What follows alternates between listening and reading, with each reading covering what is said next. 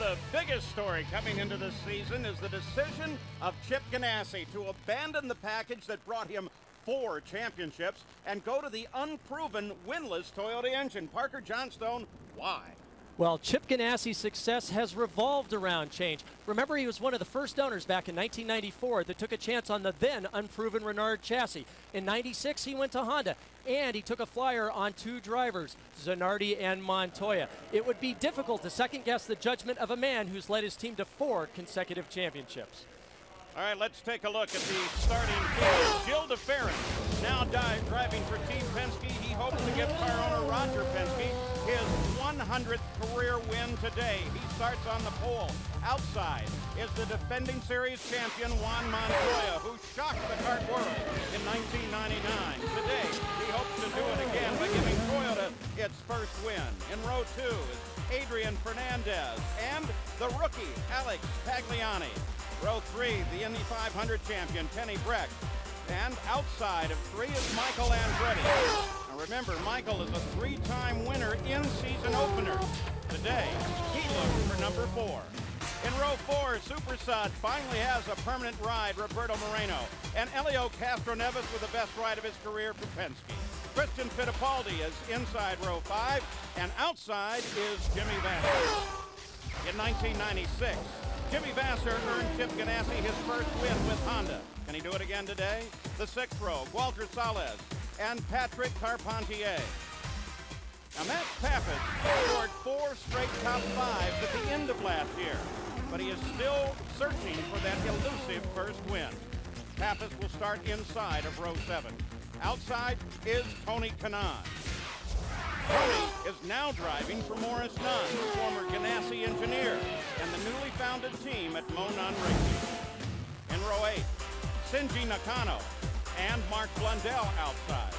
The 9th row, surprisingly, Paul Tracy and Mauricio Gugelmin. In row 10, Norberto Fontana and Oriol Serbia, 2 rookies. Michel Jourdain Jr.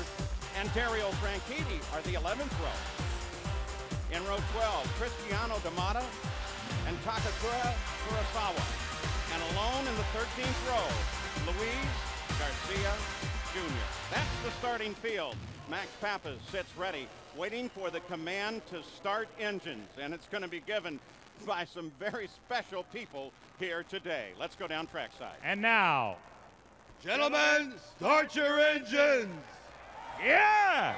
Thank you, gentlemen. Right. That's Sly Stallone, who is here, starting work on his movie Champ, which will be revolving around this season. So the engines start for the very first time. The horsepower begins to roll out their challenge. And for the first time this year, the cars will be seen side by side and racing at full tilt. So we're ready for the start of the season opener. The kart FedEx Championship Series.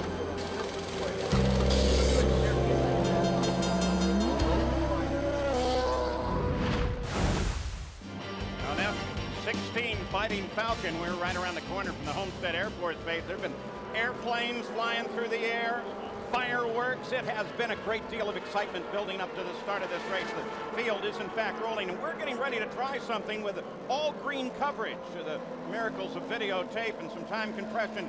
We hope to give you every green lap in this race. Ahead of us, 150 laps, a 1.502 mile oval with the fuel range coming in 50th to the 60th lap. Got some onboard cameras for you, Parker. Yep, today we'll be riding along with Cristiano D'Amata back in 23rd place. He had engine problems yesterday in qualifying. Also with Big Mo, Mauricio Gugelmin, qualified 18. A couple of cars stuttered at the stop. Kenny Breck was one of them, started when they were starting their engines. Also, Juan Montoya had trouble getting started. Gary Gerald, you've been watching Paul Tracy.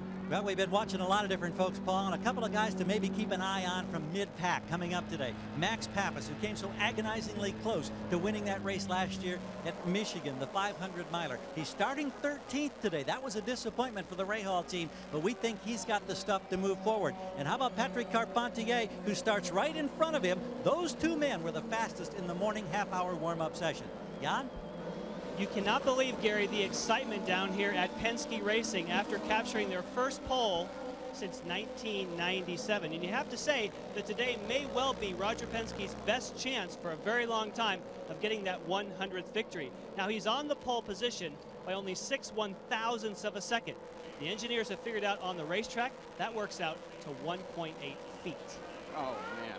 Let's give you a look once again at the starting grid and the field, and notice especially as we do the placement of the rookies. Up there very high, fourth starting spot is Alex Tagliani. Big surprise, the Atlantic graduate qualifying fourth. Kenny Breck, really no surprise, the last year's Indy 500 winner. Tagliani, though, had his problem on Friday during practice coming into the pits. First time on anger, on the brakes, coming into the pits. Remember, carbon fiber, sometimes they don't heat up equally. He locked up the rears, slammed into Tony Kanaan's crew. It looked bad. Fortunately, there were no serious injuries. That was a frightening moment for all of us. And look here, already one of the Player Forsyth cars into the pits in the person of Patrick Carpentier. Look at the first starting positions for everyone when they started, and then look down at the bottom for Tagliani and Kenny Breck. Gary? Patrick Carpentier has just wheeled into the pits. We said keep an eye on him from starting 12th. Paul, they thought they had a puncture. He's come in and gotten tires, fresh rubber, hits the accelerator and gets out of here, trying to catch up with the field before they go green. Well, he's going to have to get moving because the field is already on the backstretch and beginning their acceleration with Gilles de Ferran as the pole sitter, going to bring them around turn 3 and bring them toward the first green flag of the season. Well aligned they are as they come off of 4. We look for the green flag. The new millennium is underway. Tagliani darts left and right, trying to find room, drops in behind Kenny Breck as de Ferran takes the lead. Montoya went around the high side, and there goes Michael right to the Montoya and Michael around the Ferran. Onto the backstretch. Montoya, then Michael Andretti. Then a battle between Adrian Fernandez and Gilles de Ferran. Kenny Breck is up behind de Ferran, and behind Kenny Breck is Elio Castroneves. Breck moving for position. We saw Castroneves go around the high side. There was a big question as to whether people would be able to use that high racing line with this new aerodynamic package with 10% less downforce, more drag, which encourages more drafting. And so far, we've seen it work. Kenny Breck driving for Bobby Rahal and David Letterman, moving very well.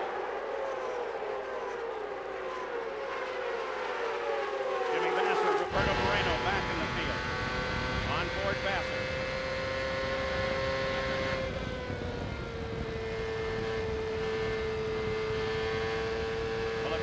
Question at all about that Toyota engine, both in that car of Vasser's and also Montoya. Montoya may have put that to sleep very quickly.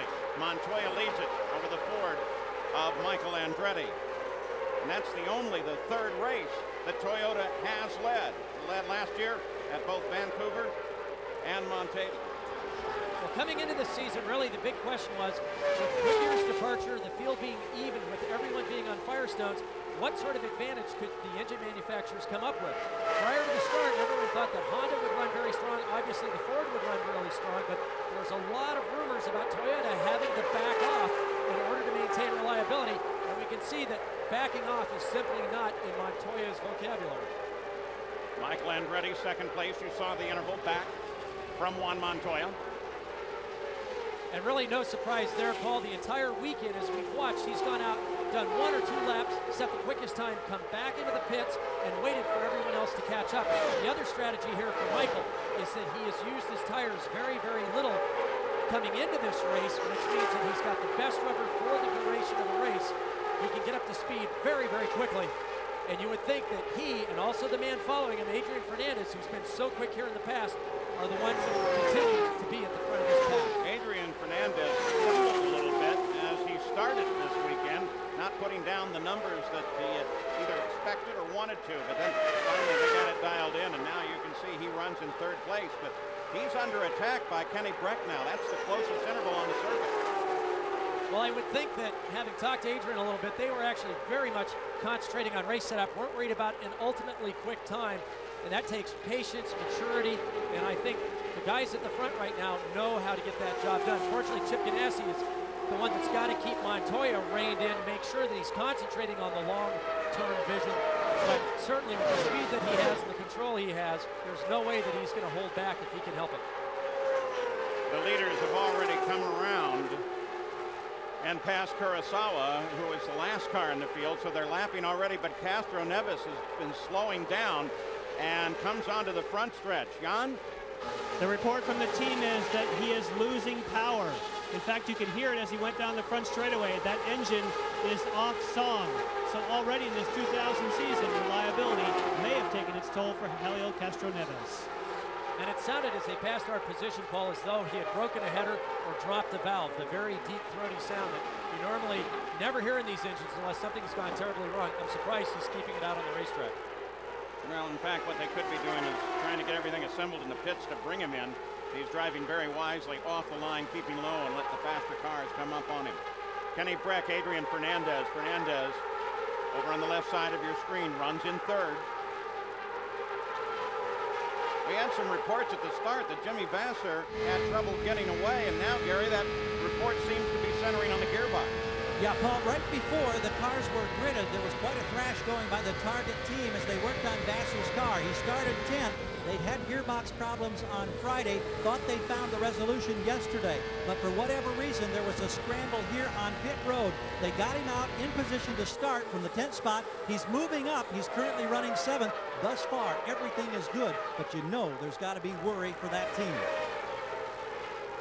It's going to be for the first couple of races where they're just listening for everything. Paul Tracy is on the move, now up to 12th place. There's the numbers as he started back in 17th, moved up 5 positions.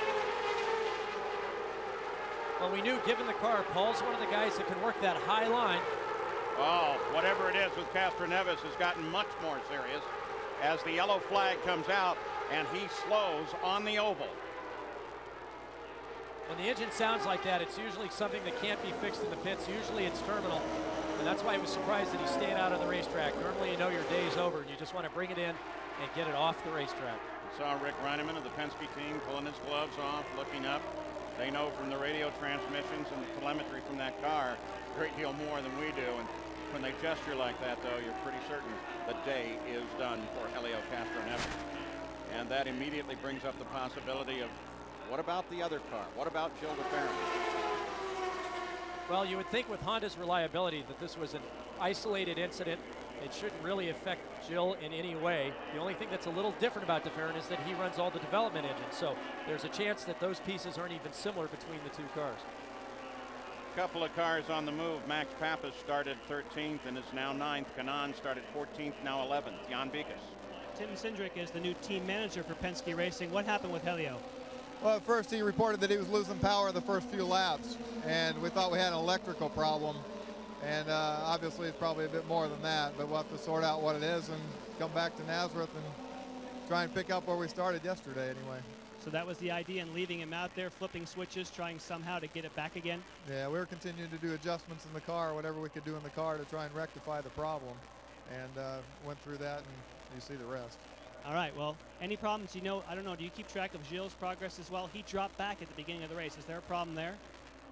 I think Gilles, he settled in there in the end, and it seems like he's under control now. I mean, obviously, for Marlboro Team Penske, it's not what we wanted in our first race out. You know, we wanted to stay strong and run all day, but we'll come back and get him again, I'm sure. Thank you, Tim. Okay. As we watch Gilles de Ferran, another car on the move is that of Dario Franchitti, who started 22nd, is now up to 18th. So at the front of the field, it's Juan Montoya, followed by Michael Andretti, Adrian Fernandez, Kenny Breck, and Gilles de Ferran. There's the rest of the order after 12 of 150 laps as Toyota presents the Grand Prix of Miami. Let's look back in our reflective of Sly Stallone. They're making that movie here. The cameras are already beginning to work and pick up shots of the CART FedEx Championship Series. We're back. You haven't missed a thing with those commercials. It's actually only a few seconds later race time as they continue to work on the machine of Helio Castro Neves. They have the diaper, they call it, underneath it to catch any oil that may drip from that car as they lift it up. Current standings with Juan Montoya at the front of the field, has completed 14 laps now. Then Michael Andretti, Adrian Fernandez, Kenny Breck, de Ferran, and the rookie Alex Tagliani driving for Jerry Forsythe. We talked about drivers on the move. Max Pappas, who was quick all the way through spring training, had a big moment yesterday in qualifying. They've got that chassis sorted out now. He will continue to move forward, Paul. Also, Tony Kanaan had a boost problem yesterday. That's why he's coming up through the field. They were very strong all through practice up until qualifying. Dario Franchitti and Paul Tracy, they discovered that they were having problems with wing adjustments in relationship to their alignment pads. They didn't find that out until late last night. I would expect both Paul and Dario to continue marching their way through the field. Dario Franchitti, you saw him there. He is moved up from 22nd to 18th, and there was some conversation on the radio as to whether or not Patrick Carpentier may have gotten around one of the Team Cool green cars under the yellow. And so no doubt the new chief steward of the series, Kirk Russell, who has been with the series since its start, now moves up to take Wally Dallenbach's Wally Dallenbach's position, is now the chief steward and has to look over some of those issues. Don't forget, Big League Hitting Challenge, a head-to-head home run hitting contest akin to that home run derby in 1959. For more, log on to ESPN.com, part of Go Network, go.com. Gail Truist driving the pace car in front of the field, keeping them in tow, led right now by Juan Montoya. Got that interesting stat on Toyota. Look at this. 282 starts. 30% of the time they have had a DNF that was directly relatable in some way to the engine. And yet Ganassi takes his chance. And from last year's Fontana pole position, the TRD folks have gained 40 horsepower plus coming into this event with their RV8E. So there's no doubt they've got horsepower. Drivability isn't an issue here because you're on the throttle in a very narrow rev range. Reliability is the only last question remaining. And so far during testing, this team and this man, Chip Ganassi, have had no reliability problems. So we'll see what happens during the course of the event. Well, Montoya has now led 15 of his 21 Champ Car starts. Kurosawa dropped back on the start and stayed back there. What's the problem, Jan? Well, he's on pit road, Paul, and they changed the pop-off valve. And they obviously were having some difficulty with the turbo boost. And since they couldn't find anything specific with the engine, they went to change the black pop-off valve, which sits on top and regulates the boost that these cars have. But currently, they don't seem to know exactly what's causing it. The problems down there for Kurosawa, as at the front of the field, Montoya is ready to pick up the pace, and we're ready to go racing. Michael Andretti being held back by Luis Garcia Jr. here as we come back to green. And they don't accept it. You see that on the starter stand and in race control, and say, no, we don't want to do it quite that way. Let's put the leaders, which is their objective, to try to at least put the leaders of the field in contact with one another when they come back to the green. And they had radioed Luis and said, look, you got to stay up with Montoya. He couldn't do it. And obviously they want Michael to have a fighting chance to stay on the back of one. Down pit side and Gary Terrell. Chip Ganassi, we've just been talking a lot about the risk and the gambles that you've taken that you don't think, of course, are gambles. How much of a relief now to get the season underway to actually be racing? Well, Gary, we're certainly glad that testing's over, but you know, it's a long season. Anything can happen from here. What kind of concerns do you have as we anticipate the green? I'm just concerned about everything. I guess that sums it up. What a way to start a year. I'm concerned about everything. Great answer.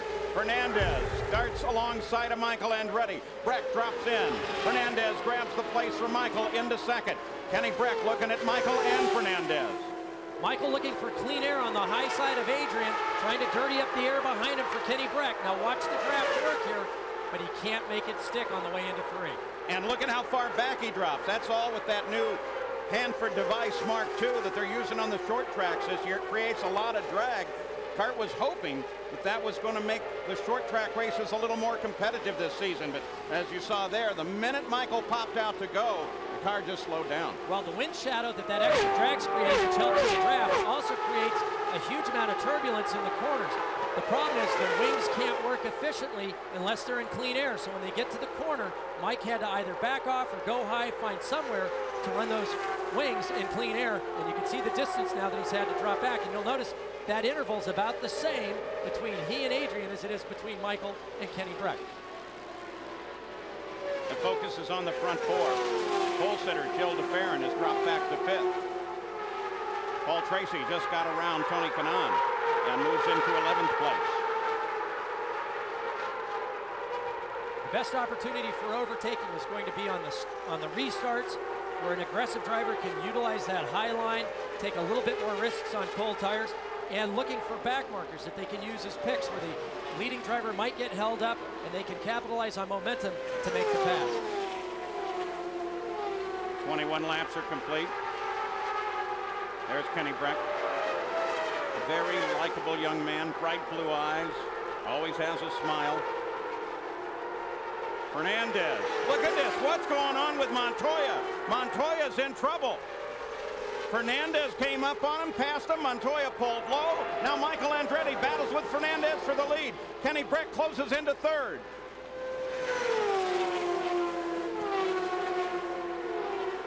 I think that caught both Adrian and Michael a little bit by surprise to see Montoya coming off the corner low.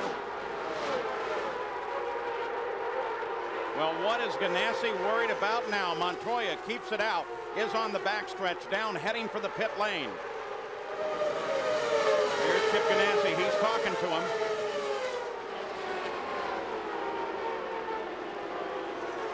We saw Michael do something we haven't seen all weekend long. He's the first driver to get both inside wheels below the white line.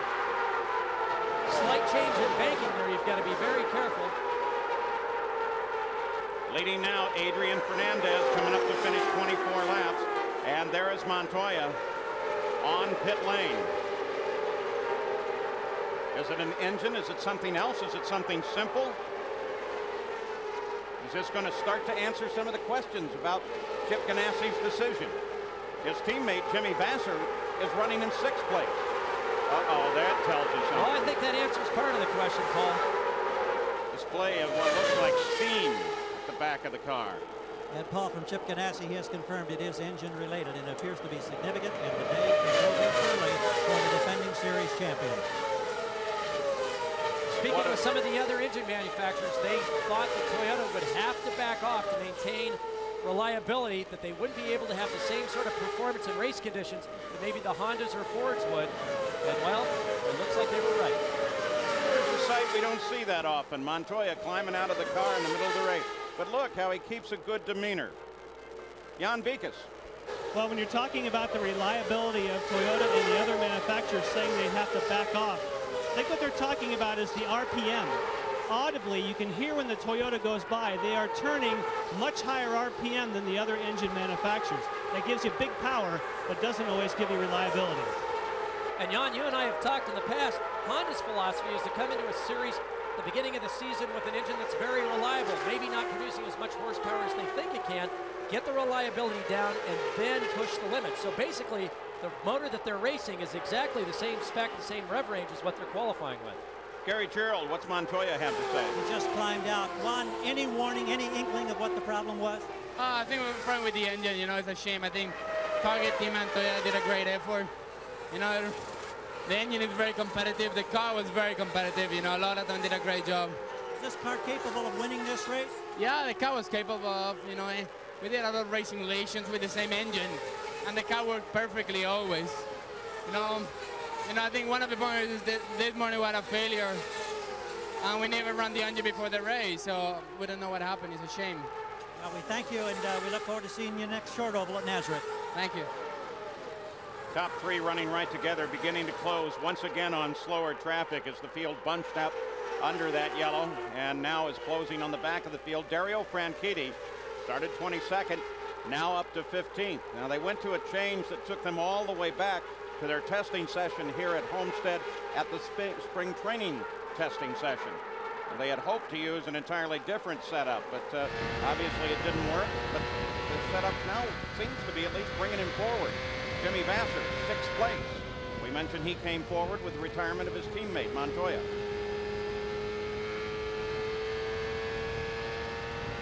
Engine sounding okay.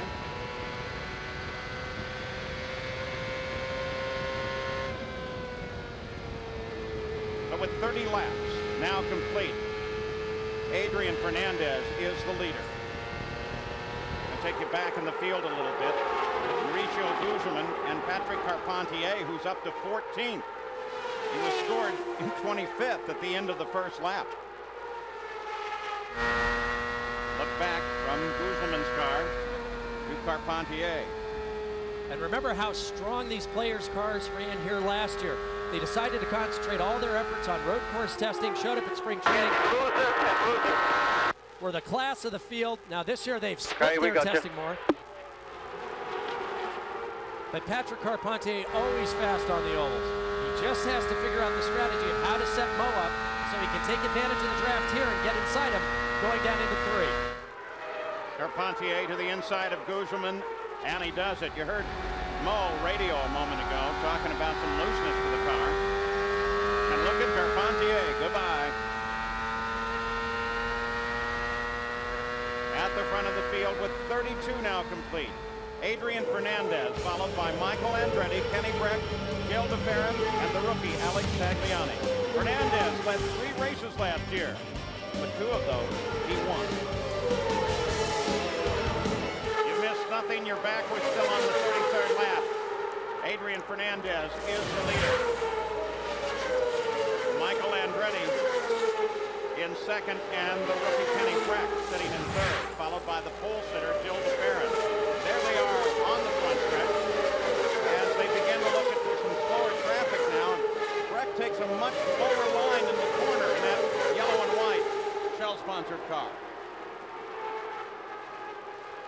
There's Breck on the back stretch now. 1.502 miles around this track, and they get around it very, very quickly. Jan Vikas? Adrian Fernandez is very happy with his car, which we would expect. However, he's called into the pits and asked that they would lower the right rear tire pressure a ½ pound. That tells you how sensitive these cars are. The reason he's telling them that now is that if they hit a yellow flag, they're in what they know as the pit window. They're not going to pit until they absolutely have to, but if they hit a yellow, they want to be ready here on pit road. Jimmy Vasser continues his move up through traffic. Tagliani is his next target, 5th place. That's that blue car just ahead of him in turn 4 as they come onto the front stretch. Jan mentioned a ½ pound of tire pressure. Michael Andretti pulls over. Michael Andretti pulls off the course. Keep the car running. Little telltale of blue smoke at the back. Some oil mixed in. Shut it off, Mike. Wherever you want to stop. Crew believes it's engine related, Paul. Yeah, it looks that way, Gary. We talked about engine reliability. Now we've had a Honda, a Toyota, and a Ford all expire before the end of the race. Yeah, whose reliability is in question? Well, Mercedes is doing fine at this point, Paul. Paul Newman, part of that team with Carl Haas, the 2 owners, and the rest of the engineering staff standing there. Move back to the battle for 4th. With that, of course, Fernandez retains the lead, but Kenny Breck moves to 2nd. Gil DeFerrin and Alex Tagliani, really a battle for 3rd now.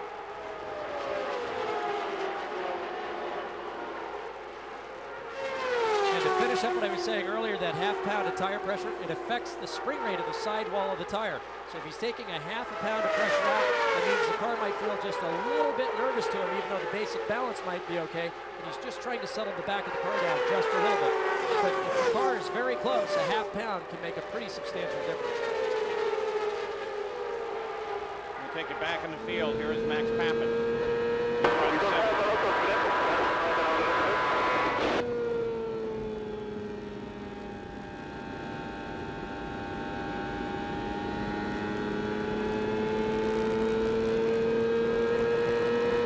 Should be looking ahead for Roberto Moreno into turn 3.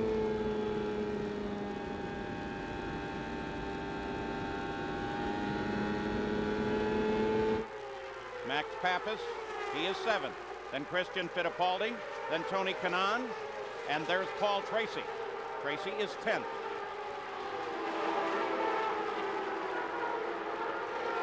Michael Andretti already out of the car, Gary Jarrett. Michael, we talked about championship hopes and expectations. How much of a setback for this team that's tested so effectively for the first race to be sidelined so early? Well, it hurts. You know, we got to take advantage of the chances that we have, and today the car was good. You know, I think it was going to be good enough to win. As soon as we would have caught traffic, I think we would have started to shine. So it was really disappointing today. Is this one of those things where it just comes totally unexpected? Was there any inkling or warning? I didn't know it, but they knew in the pits. They saw the oil pressure starting to go down each lap, so it was only a matter of time. Thank you. We'll see you in your hometown in a couple of weeks. So the lead drivers from two key teams, Ganassi and Newman-Haas, both in trouble and out of the race early as the leaders now starting to get into some very heavy traffic. Both Adrian and Kenny going around Mark Blundell. Mark's been unhappy with his car most of the weekend. I spoke to him earlier today. He said as the run gets up in the 30-40 lap range, which is where we are now, that the car is completely unpredictable. He doesn't know what it's going to do from one moment to the next. He did the smart thing there and just let him through. Blundell crashed the car that he had hoped to qualify, just a tank slapper up against the wall during practice, and wisely kept it riding against the wall so it didn't jump off and hit anything else. Now Fernandez goes around the Indy Lights champion from last year, Oriol Servia. Kenny Breck tucks in right behind him. Servia gives him plenty of racing room. Now Adrian coming up on Oriol's teammate, Cristiano D'Amata. Disappointing weekend for the Calwell's racing team. And not just here, but elsewhere. Scott Pruitt unfortunately crashed yesterday during the Winston Cup qualifying, and Anthony Rosero had an accident in the Busch race. So when you've got a lot of teams, you've got the potential for great things or very disappointing weekends.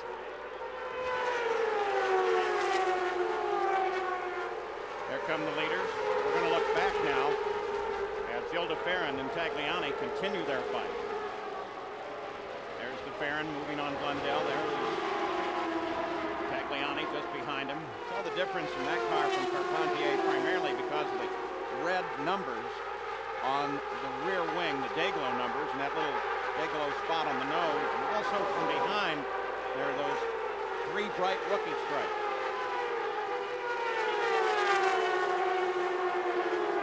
De Ferran running a very conservative race. He's been very, very patient during winter testing. He's made improvements not only to the car, because you have to remember, with all the equipment being new and the drivers being new at Penske, Gil de Ferran is the man of consistency there. He's the only person with any experience with the Renard chassis and with the Honda motors. But then again, this is the first race he's run on Firestone tires. We're on the 46th lap. Patrick Carpentier has only lost 1/2 a second to the leader since the 32nd lap. Carpentier looking pretty good. And look at the leader. Look at the back of Adrian Fernandez's car. The puff of smoke there. This is the all-new Cosworth XF, very tidy package, lots of revs, 16,000 RPM, great reliability through winter testing, but now... And Kenny Breck comes around and takes the lead as yet another one of the big team's lead driver comes to the side with what appears to be an engine problem. Kenny Breck out in front.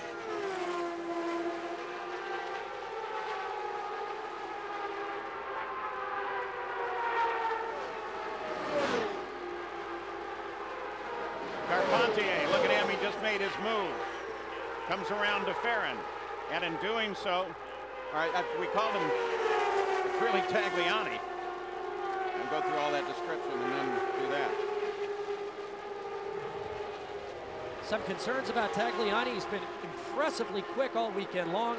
He had that incident in the pit lane. The very next time he came in, he busted the pit speed limit. Some of the drivers very concerned not only about that problem on the entry to the pits, but also they say that Alex has been chopping him off on the track. And there's one thing to be aggressive.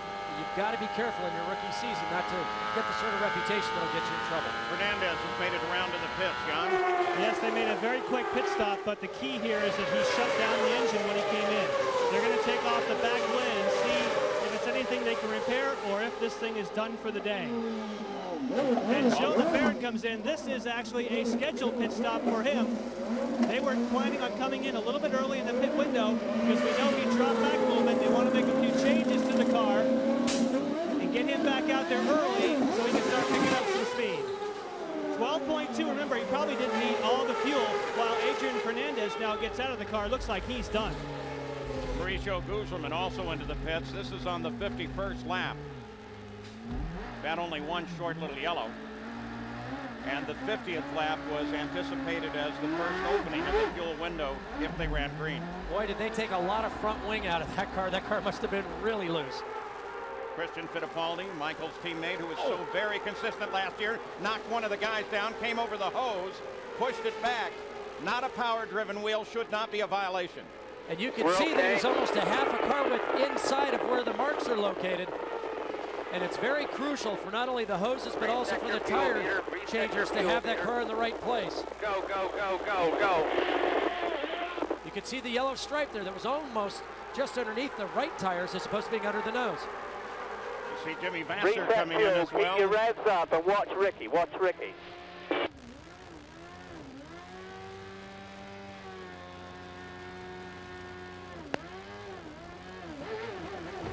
Oh, listen to that engine as Vasser comes away. Gary Gerald. We were watching from the back of the car. Max Pappas and Vasser side by side on pit exit. Looked like the advantage went to Vasser, and now we await Kenny Breck, the race leader. Make the left count on.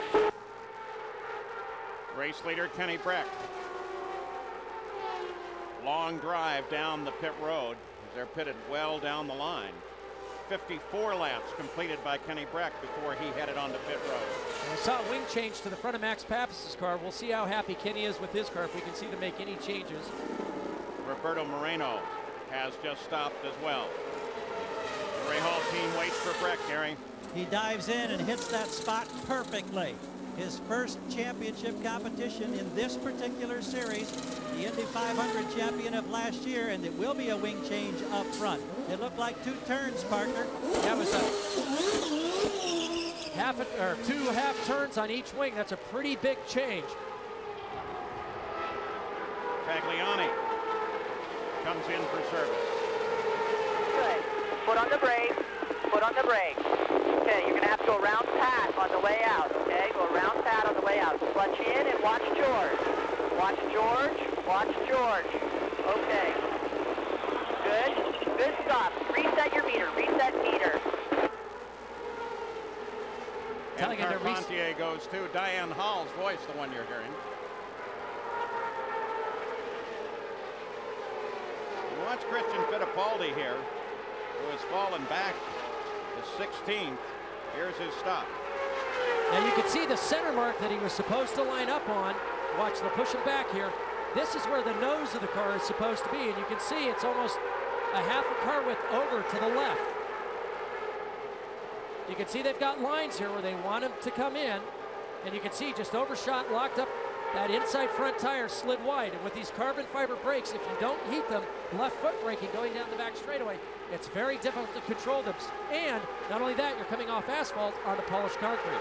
That may have in fact been part of Tagliani's problem. We watched him here when he had his problem getting into the pits and spun it. He just wasn't used to the carbon brakes. Mark Blundell, with these stops at the 57th lap, picks up the lead of the race. Mark Blundell picks up the lead, but when he stops, it's anticipated that Gil DeFerrin will go to the front. We'll be back. We're back. DeFerrin in those few seconds has moved around Mark Blundell. Mark Blundell has not yet pitted on the 58th lap now. So it's DeFerrin, Blundell, Michel Jourdain Jr. also has not stopped. And then Breck, Tagliani, Tracy, they have made their stop.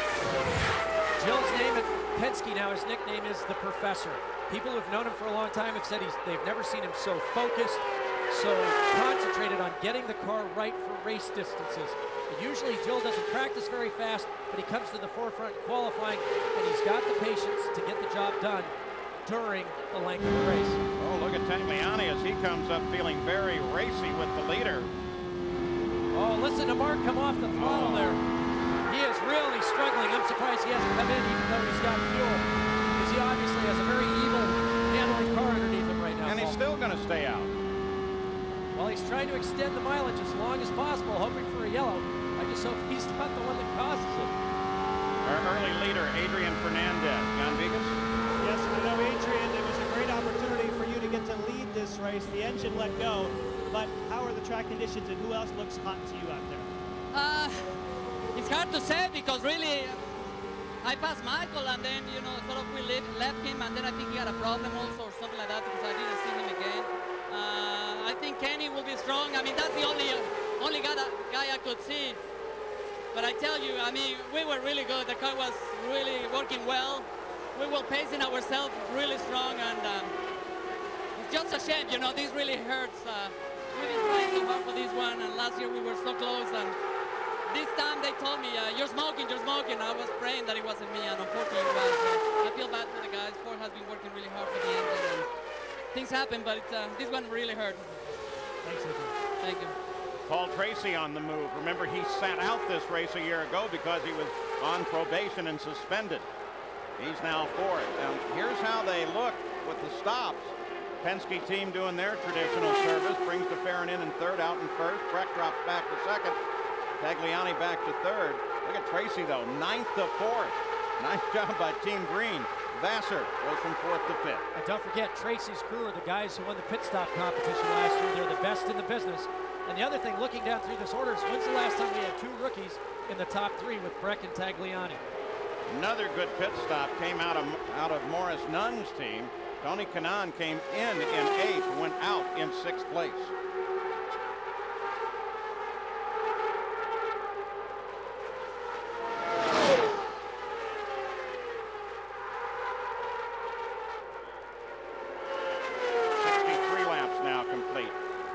Across the line, finishing the 64th. We watch Paul Tracy.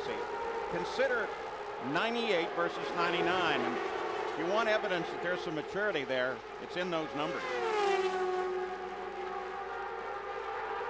You think about last year too in the race at Houston, it might have made a difference between Franchitti and the championship when Tracy actually won the race and the team did not call him on. Kenny Breck starts to slow, pulls up off the line and dives into the corner. What could be wrong with Breck? Boy, we've seen some amazing things with teams that normally field very powerful cars and engine companies that really have it down pat, but it's not necessarily working. Well, you can see how unstable the car was over the bumps going down the back straightaway. The big question is at start-finish, he probably felt something at the back of the car. He wanted to move the wheel to see what was happening with the back of the car. The thing that surprises me is that he would just haul it down into the corner at that speed. Look at him in turn four. Whoa, whoa, whoa, whoa, whoa. Almost got the wall and saved it, Gary Gerald. Everybody down here on the engineering side, they were all immediately down in those laptop computers. Then Scott Rumke turned over with an okay sign as if to say everything's all right. And he hollered, or he whispered or mouthed, "We are okay." Well, he gave it a good shake to make sure it's okay and maintained in front of Tracy. Well, it looks like what happened is he got a little high, a little far out of the groove going into 3 and 4. He may have picked up a lot of garbage on the tires. He gave it a shake coming down through start-finish to make sure that he could clean that stuff off. Scott Remke was making sure that the tire pressures were okay with the onboard tire pressure sensors, and that's why he just took it straight back into turn 1 as hard as he did.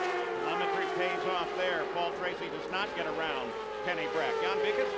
However, Paul Tracy has been on the move, and according to Barry Green, on the last pit stop, they put some more front wing into the car and changed the tire pressure slightly. So it appears as though that more front wing is helping him get his car up to speed. Gil DeFerrin is still the leader. He has completed 68 laps, followed by the rookie, Alex Tagliani. Then Kenny Breck, and then this man, Paul Tracy, who started 17th. Jimmy Vasser is about half a straightaway back from Tracy. I was just trying to remember the last time I've seen anyone scrub tires at over 200 miles an hour. There's your leader. His new ride with Penske Racing this year. Yeah, you think about it. Kenny Breck trained up as a road racer. He went to IRL, ran all ovals, won the Indy 500. Past couple of years, he's done nothing but ovals, so little tricks like that are right up his alley. At the line, speeds. Tagliani quickest. And as the rest of the field comes across, it's Tagliani up. It's interesting, isn't it? Well, and I think Nakano turning a quick lap there. Of course, traffic is a factor. Yeah, we saw Breck and Tracy being held up there just as they were coming off of turn 4. That's exactly what Tracy needs to work on Breck is a pick. They've got to use he's got to use slower traffic to his advantage to try to carry momentum past the traffic and Kenny Breck. You got a glimpse of Elio Castroneves teammate, the leader, Gil DeFerrin. John Beekes, you got him there? I do. He's in his street clothes now, and you were the first engine that we saw go in the race, but now we've had quite a few of different manufacturers. Why do you think that is? Well, I don't know if it was engine. All of a sudden, the dash started getting a little crazy in the car, and we start losing power. And in my mind, I said, no, I can't believe it. The car was just doing great, and everything was very, very good. It's just a shame. I mean, I'm not even sweat. All right, we'll see you at Nazareth. Sorry you're out. Definitely, Nazareth will be there. Well, Tagliani has been running about 2 to 3 tenths of a lap quicker than DeFerrin. The question is, Paul, catching him is one thing. Will he be able to get by him? Yeah, especially considering the miles and miles and miles of experience that Gil DeFerrin has. He is the only driver to lead all 5 races here at Homestead. We look at the top 5 as Toyota presents the Grand Prix of Miami.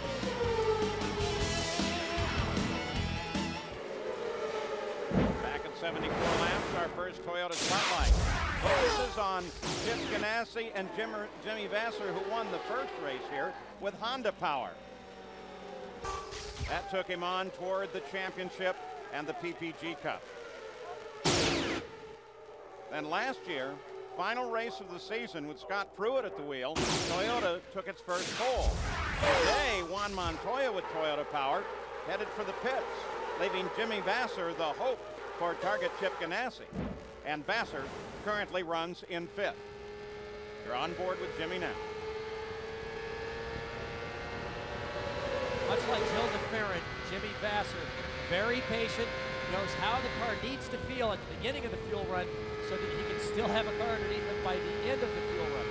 Look how smooth he is with his hands. Very, very gentle with the throttle. No change in the top 12 of the order. We're at the halfway point now. Gary Gerald, Tagliani is still looking good. Boy, is he ever. We just checked with Jerry Forsythe. They made no changes on that car on the pit stop. And that's the way it's going. I asked Jerry, I said, how impressed are you? He said, very. His teammate Carpentier, remember the start of the race, they had a problem relating to a possible puncture? One of the tire men is working right here, but look right down here. Looks like a Zeus fastener or something that he ran over, punctured the tire. That's why he had to come to the pits while everybody else was running and picking up speed toward the green. What an amazing job he's had chasing them from the back of the pack, currently in 8th place. Now the black flag being displayed to Kenny Brackett. He is on the way in with smoke pouring from the back cowling of that race car. Well, we opened the show talking about engines and reliability. Here's another one of the new Cosworth XFs. And we've had a report that there may be smoke coming back from the back of Gil DeFerrin's car. DeFerrin currently the leader. Tony Kanaan just got past Jimmy Vasser for 5th. There's the leader. Let's look this car over. I don't see anything now. Jan, any report from Penske's pits? The report that I have is I just asked what they changed on the previous pit stop because it seemed as though it worked. And Tim Cindric told me that all they did was change the tire pressure on the front. Now that they see that Kenny Brack is in, they were looking to see if they were going to catch a yellow and decide their pit stop strategy. Now that we do not have a full course yellow, they're going to go back and regroup and figure out when they'll bring him back on pit road. Gary Gerald. And the engine is shut down as Kenny Breck arrives and the consultation begins. The crew routinely is going to go through the motions of refueling and changing tires, but this appears to be a much more significant problem. A lot of temperature behind the driver's cockpit. Now the wheel comes off. It looks like Kenny Breck's introduction to this series is going to end in disappointment, just as so many other front runners have already today. Ford powered here in a Reynard. Same for his teammate, Max Pappas. His camera's situated on the nose of Max's car. He is 6th. It's so amazing that they can spend so much time dyno testing during race simulations over the winter, and yet they come to the first race and have more engine problems than any of these teams have experienced over the course of the entire winter. Well, the truth is that you never run the car as hard as you do in a race. Though there are some dynos, there's one in Stuttgart where you could download the information from a race car, upload it to the dyno, and actually run the race car through the race that you grabbed all the data from. And the other engine manufacturers here have that as well. Honda has it, Ford has it, Toyota has it. It's a dynamic chassis dyno. You download the PI information every shift. Everything is duplicated, but yet nothing can account for adrenaline. We don't want you to miss this battle. past few moments, we mentioned Tony Kanaan fighting with Jimmy Vasser, on board with Vasser. He comes up to work on Kanaan. Now, that would be Garcia there. We apologize.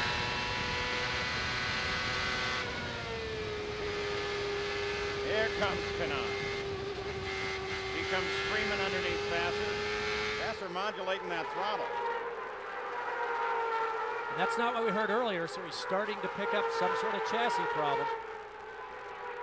And we do have two Hollywood cars. We've got the red Hollywood car of Kanaan and the blue Hollywood car of Luis Garcia Jr. It's taking all of us a while to figure out who the players are with all the changes that we've had during the offseason. Kenny Breck out of the race, Jan. It's actually Gary Paul, but that doesn't make any difference for this young man. The car ran so brilliantly. Again, now we have to ask, did you have any inkling, any warning that there was a problem? Well, I saw a couple of cars do the same that we did, so I figured we were on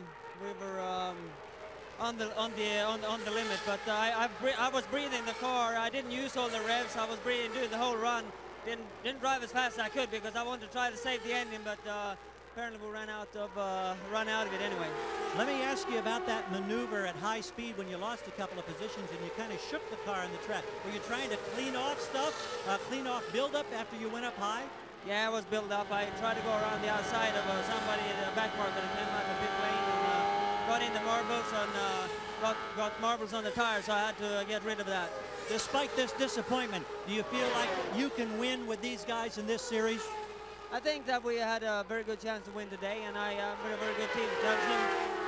Team Rahal, Shell Rahal is a very good team, and I'm confident we'll get back. Racing is up and down. This was a downer, but we get back. Thanks, Kenny. You look at the top three there. Paul Tracy is up to third behind Tagliani, the rookie, in second, and our leader, Gilles de Ferran. Also, you want to keep an eye on Patrick Carpentier. We'll try to help with that, because Carpentier ran the fastest lap of the race on lap 1 at 193.5 miles an hour. It's the third fastest lap of any driver. The fastest was turned by Juan Montoya at 194.3 miles an hour.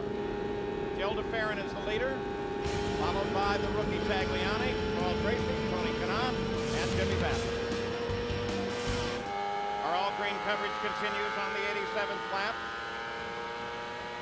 as Toyota presents the Grand Prix of Miami.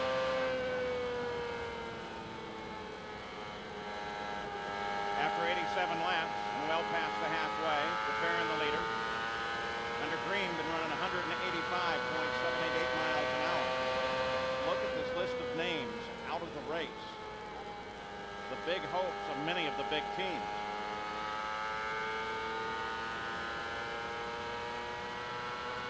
The front of the field, Gilles de Ferran. His new ride for Roger Penske, still the leader. His teammate, Helio Castroneves, out with some problem in the engine compartment. Remember the super sub from last year, Roberto Moreno? On a full-time ride now with Pat Patrick. The 20 car, T.J. Jones drove for much of the season, and we saw a couple of other drivers in there. Started in 7th. And has had his problems dropping down to the bottom of the top 10.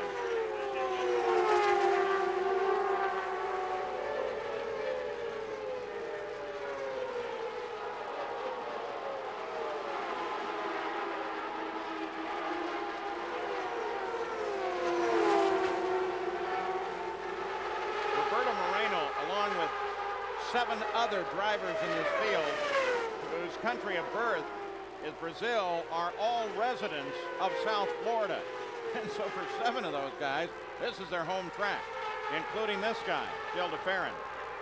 And I've been watching the intervals on de Ferran, Tagliani, and Tracy. It was 4 seconds and 5 seconds. Now it's 7 seconds. Gilles de Ferran pulling away from Tagliani and Tracy. Tracy closing up a little bit on Tagliani. He's only now just under a second behind.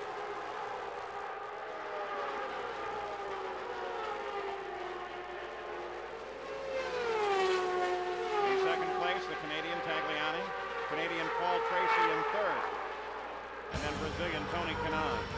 Gilles de Ferran is leading the field here with 92 laps complete.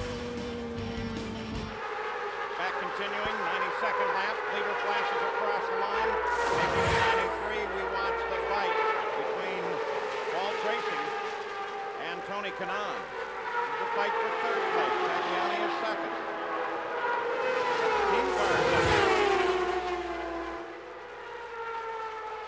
Franchitti is actually in 12th place.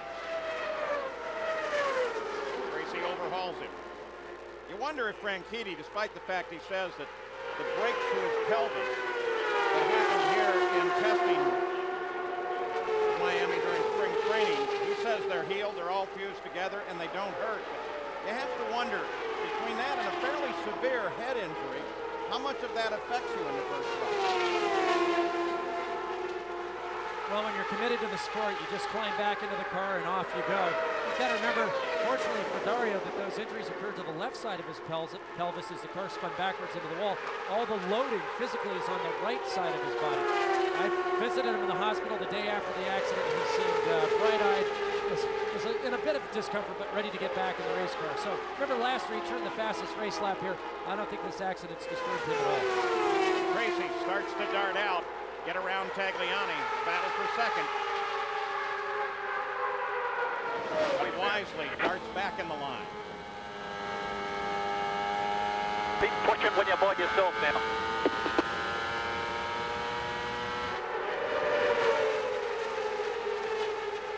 And look at Kanaan over the back of Tracy. Kanaan took a look there for a second. I don't think he really wanted to go outside.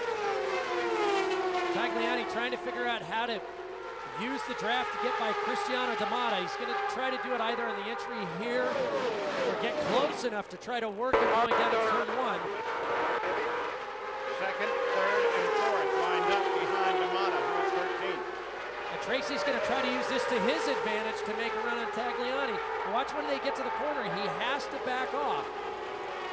Otherwise, the car would wash high up into the corner.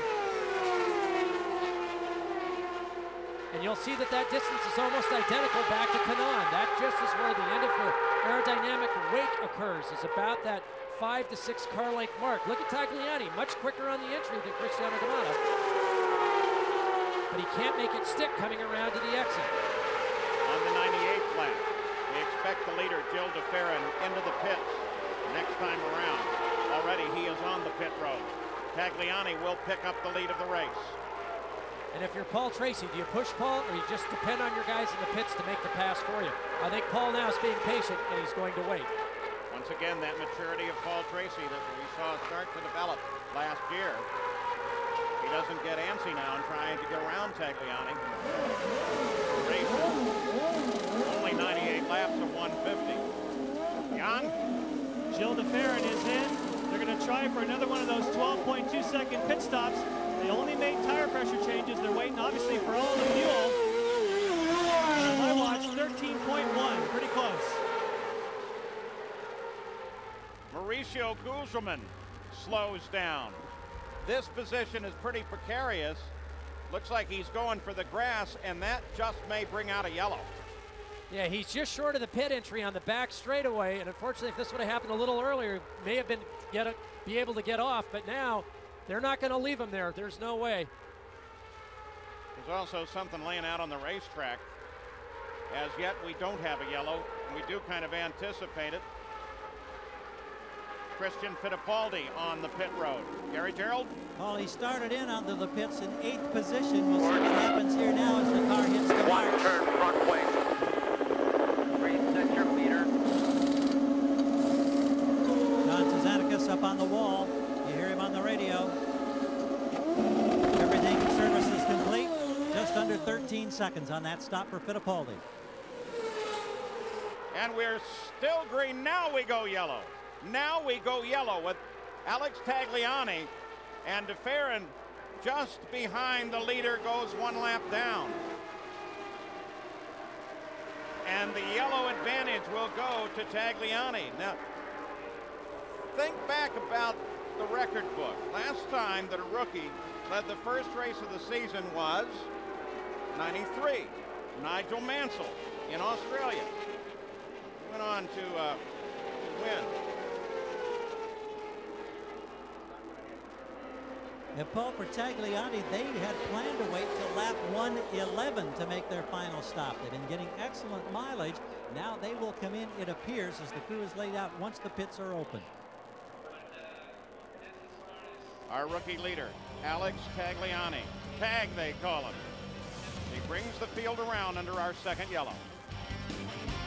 Well, as the field circles behind the pace car, Alex Tagliani pulls off and heads for pit road along with a good portion of the remainder of the field.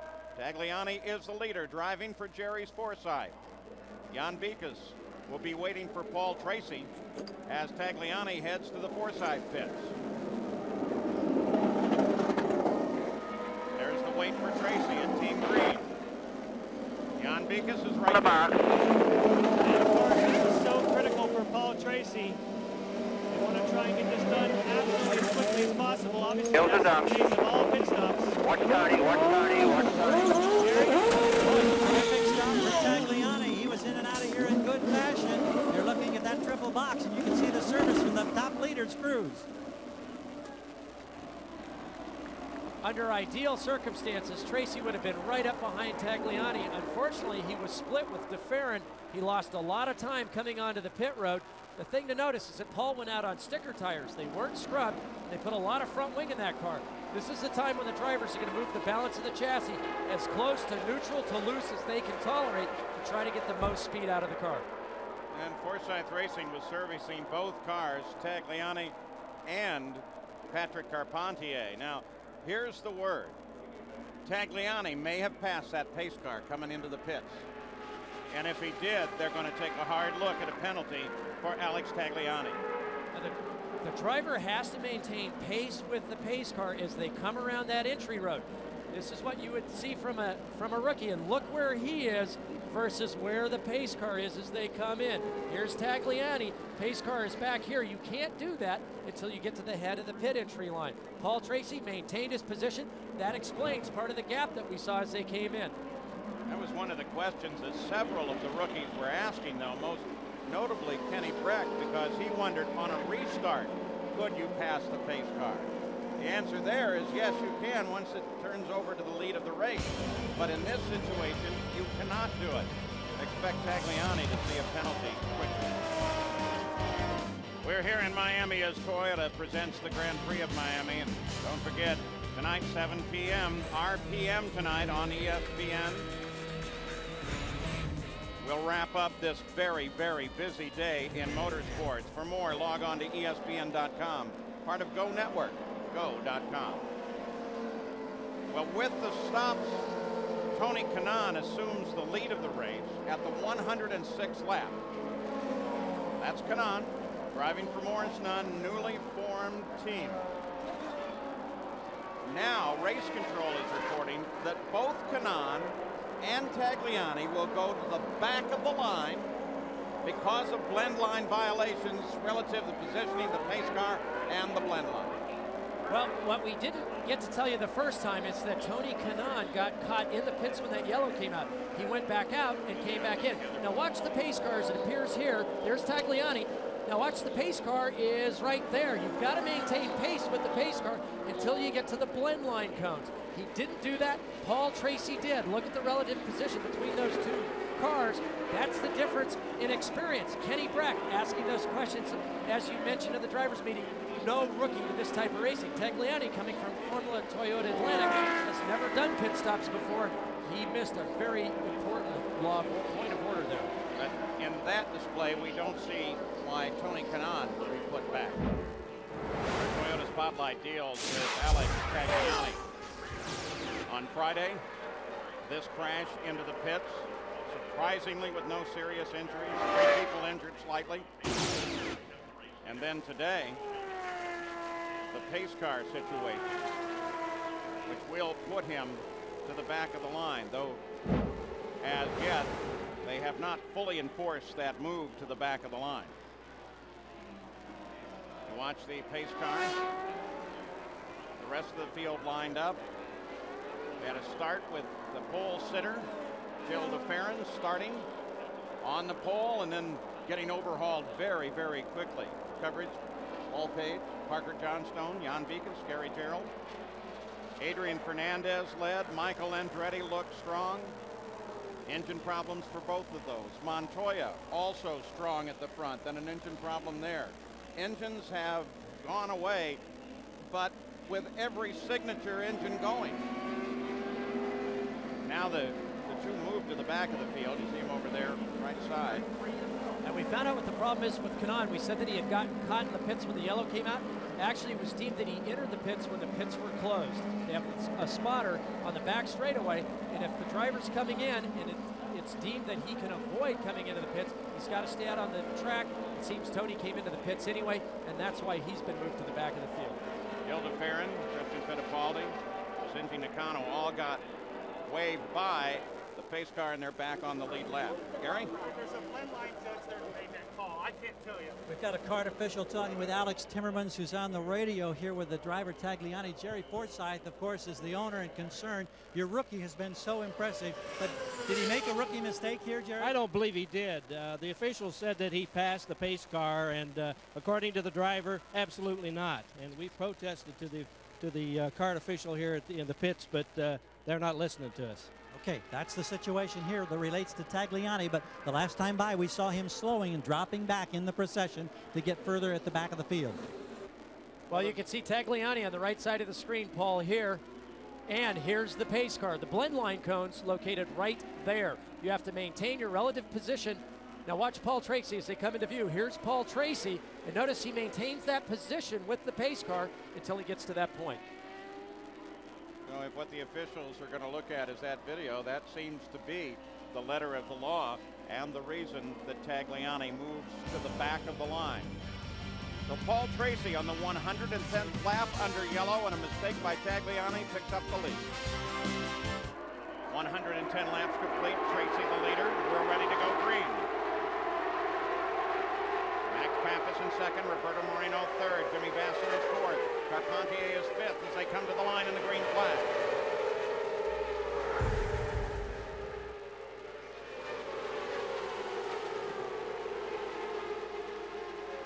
For the third time in his fourth start here at Homestead in Miami, Paul Tracy leads.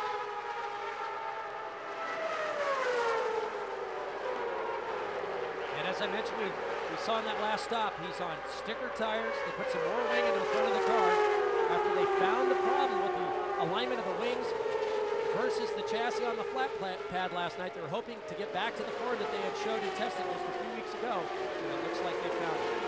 Roberto Moreno has been pretty persistent to get himself into third place.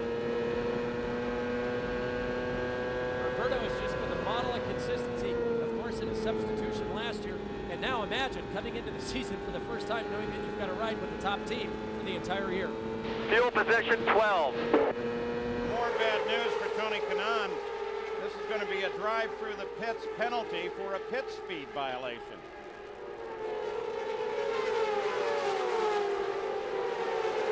Tracy the leader. Pappas right there. How did the pit stop go? This does, by the way, reflect the penalty. Kanaan and Tagliani back to the back of the penalty. 10 changes for the lead among 10 different drivers. 2 cautions thus far for 16 laps. Jan?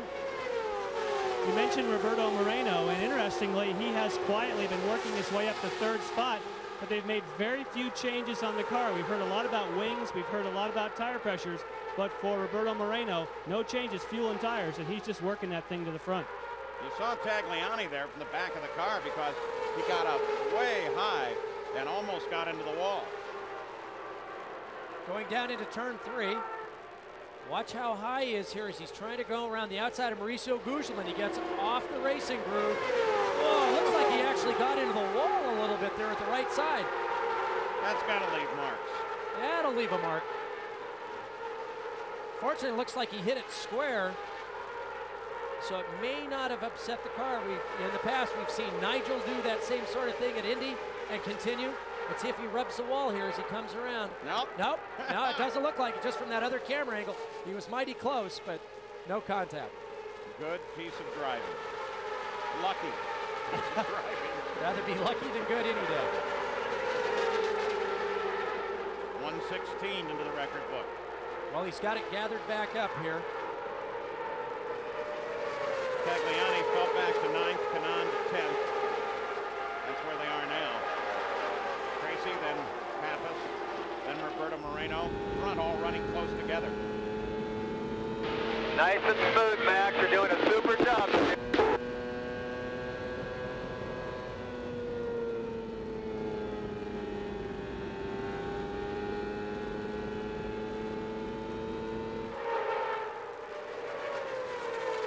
There's Bobby Rahal encouraging Max Pappas. Tony Kanaan working his way back up there. Jimmy Vasser staying in fourth. Followed by Carpentier and LeBaron. We're just going to ride with Vasser.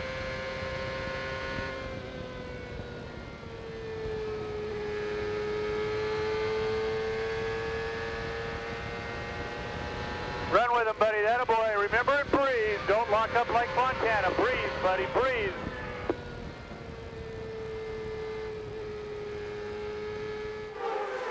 And you notice that the difference between this onboard of Jimmy and the earlier one just before that pit stop where he was working the throttle, working the steering wheel, he's obviously got the car back to where he wants it. You can see how smooth he is with the hands. Listen to the throttle. Just one smooth application all the way out to the exit now. 30 to go. 30 to go. That a boy.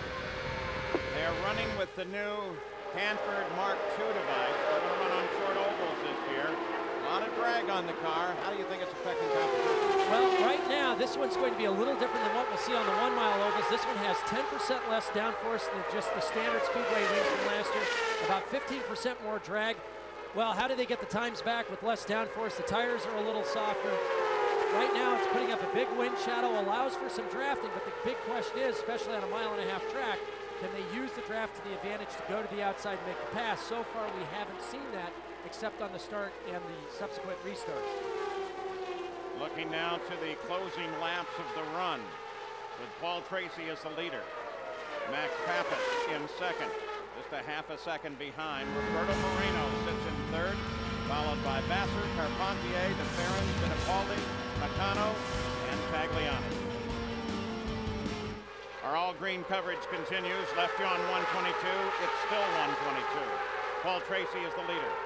Nothing's changed. Pappas is second, followed by Moreno. Assumption is that fuel mileage should be no factor. From that last stop, they should be able to run just about full rich, full power all the way to the green. If you're Paul Tracy, what you're trying to do is put as big a gap as you can on Max Pappas without overusing the tires. If you're Max Pappas, what you're looking for is lap traffic so that you can use it as a pick, try to get Paul to get out of rhythm, come out of the throttle, try to use your momentum to make a pass. And right now, Paul Tracy has got Luis Garcia Jr. in front of him, and he's trying to stay close enough so that if the opportunity presents itself, he can try to take advantage of the situation. Now, if Paul has to come out of the throttle on the exit here for any reason, Max should be able to get a run at him, but the timing doesn't look quite right. Watch Paul pop out on the entry into 3 here. Timing was right. It worked. Jan Beekes, what about fuel for Tracy, just to make sure? Well, yes, it's just a confirmation because as Parker said, they should have plenty of fuel, and that is what the team has said. Paul Tracy has plenty of fuel to make it to the end. Now, we talked about timing. You saw what happened was exactly what Paul hoped for Max, is that he could go through the back market exactly the right time. And look at the interval. It's now a little bigger back to Max because Max got held up behind Luis Garcia Jr. We'll see him catch up to Paul fairly quick now. I think he's got a faster car, but then he'll get 5-6 car lengths back and get stuck in the turbulence behind Paul Tracy. Now 25 to go. Max comes out a little to driver's left. No doubt trying to handle it with some of that turbulence.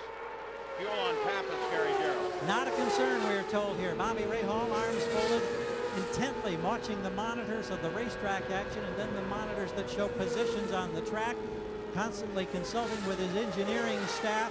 They're cautiously optimistic. A lot of smiles, a lot of good nature here. And it seems so strange that for the first time since 1984 with this team, Jim Prescott, no longer a member of the team that goes over the wall, Paul. He's now part of race management. He's the shop foreman. And he's back around the corner here behind Rahal, keeping an eye on all the activity. And watching that onboard, Max Pappas is the only other driver we've seen do this is Michael Andretti, but watch how he's running that inside tire down onto or below the white line down in turns 1 and 2. What he's doing is he's trying to use the draft to get as close as possible to Paul down the straightaways, but then find some clean air inside so he doesn't have to back off. Watch the left side wheels cross the white line there. Keep in mind there's not a lot of grip, but he's looking for clean air through the corners, trying to utilize the draft going down the straightaways. 128 complete, 22 to go.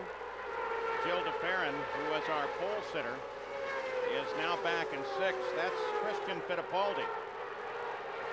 His teammate Michael Andretti out early, and Christian Fittipaldi is now closing on DeFerrin. DeFerrin coming up on Cristiano D'Amata. D'Amata not in the order here. D'Amata's actually running 12th a lap down.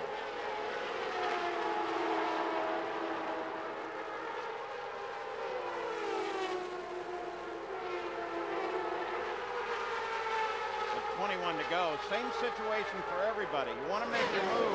On the other hand, could you make it too early? Well, I really don't think so at this point. You're just going to take every advantage of every opportunity that presents itself.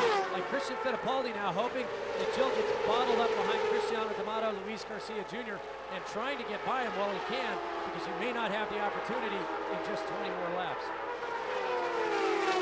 Checking on the leader, Tracy again. Jan? Barry Green has been talking on the radio to his driver, Paul Tracy, saying use the jacker. And that refers to the weight jacker. It turns out that Paul Tracy has a little bit of understeer. The car doesn't turn as well as he wants. They want him gradually to use the weight jacker to take that out. I think you got to be careful of. You don't want to go too far, then the back of the car could step out. The drivers can use the weight jacker. They also have driver adjustable sway bars. We saw them put wing in the front of Paul's car. As I said, they want to get the car as neutral as possible to make it as fast as possible. So Paul's going to try to make those changes one at a time, evaluate another click of bar, evaluate a little bit of weight jacker to try to keep the car as neutrally balanced as possible and save the tires. 132 complete. Paul Tracy, who sat out this race last year, is leading ahead of Max Pappas as we show you all the guys in the top 10. The owners, Forsythe, Rahal, Penske, Ganassi, and Barry Green. All green coverage, 133rd lap. Paul Tracy, what an interesting story this is the leader of the race, because when they unloaded here, they didn't have any idea at all on the setup. They thought they had it, but they were way, way behind the line. They struggled, they qualified poorly. Overnight, just before the race, they changed everything back to the original setup that they had for spring training here in Miami. It's working for Paul Tracy. His teammate, Dario Franchitti, is back in 11th place. And the big mystery was the calibration problem with the angle of the front wings versus the floor plane of the car. And they didn't discover it until last night. The engineers thought that they were getting one thing, the mechanics were putting in something else. A very simple mistake. They threw springs, dampers, bars, ride heights, tire pressures, cambers, caster, you name it, and nothing would change until they found this problem. Paul Tracy starting 17th, great run to the front. We saw how strong they were all last year. Now they know what that simple problem was, and it just takes something that small to put everything else askew. Still in the green pits, Jan Vikas. Yes, you talk about the change of fortune for Paul Tracy. This is the tire that was taken off on the last pit stop. This thing is flat, and it has a huge cut across it. It turns out that CART called for debris on the circuit. As Paul ran over the debris, got into pit road, they dodged a huge bullet, got in here, got that change, and now he's poised to win this race when this baby, if it was under green, would have put him out. 14 to go for Paul Tracy. Onto that front stretch across the line. Fast lap at 190.6 miles an hour. Shinji Nakano, another rookie in the field, driving here for Derek Walker, running an 8th, giving the car a good ride. Had problems on the start, fell backwards, now sitting in 8th. He's good, been steady ride for the car. He's been very impressive all weekend long, hasn't made any mistakes, and really, I think, quite a surprise. F1 background, Formula 3000, GT cars in Japan. He's gone about his job very quietly, and he's posted some very good times all weekend long. You'd never know that this is his first race on an oval. As the car goes away from you here, you see Shinji's not taking any chances. The rule is you can either have the stripes or have the light on. That tells him, anybody coming up behind you, that you're a rookie. He's got them both on. He didn't want anybody making any mistakes. Moreno comes to second. Jimmy Vasser's closing in. So is Patrick Carpentier. They flash the line, 9 to go, and in that, boy, it's tight. Luis Garcia Jr. crushes the wall. Right front is askew. But again, when you run within the 10th lap of the finish, if that car can be gotten out of danger in any way, they will not go yellow, and they have not yet. And I don't think there's anything wrong with Paul Tracy's car. 8 laps to go. I just think he had to lift. He lost some momentum, and it took him almost a full lap to get back up to speed again. Now watch, coming off this corner, you've got Michel Jourdain Jr. and Luis Garcia Jr. Look at the run Max has got. This is exactly what we had talked about before, using a pick. Goes down to the inside. Paul's now way out of the throttle as the car starts to get high, and that allowed Moreno to get by as well, going down the back straightaway. Yeah, but as you pointed out, Max got very high as he went into turn 1 after making the pass. Well, he just carried a tremendous amount of speed in there because he didn't want to lift and allow Tracy the high line, where Tracy would then come back and shut the air off to his car going around the corner. And in fact, Tracy got in so much trouble there that Moreno got around as well. So Tracy falls from first to third. Jimmy Vasser now sits in 4th behind Tracy, followed by 6 laps to go, nice and smooth, plus 1.5. And as quickly as Max could catch up to the back of Paul after he got held up in traffic, I thought that Max must have a quicker car.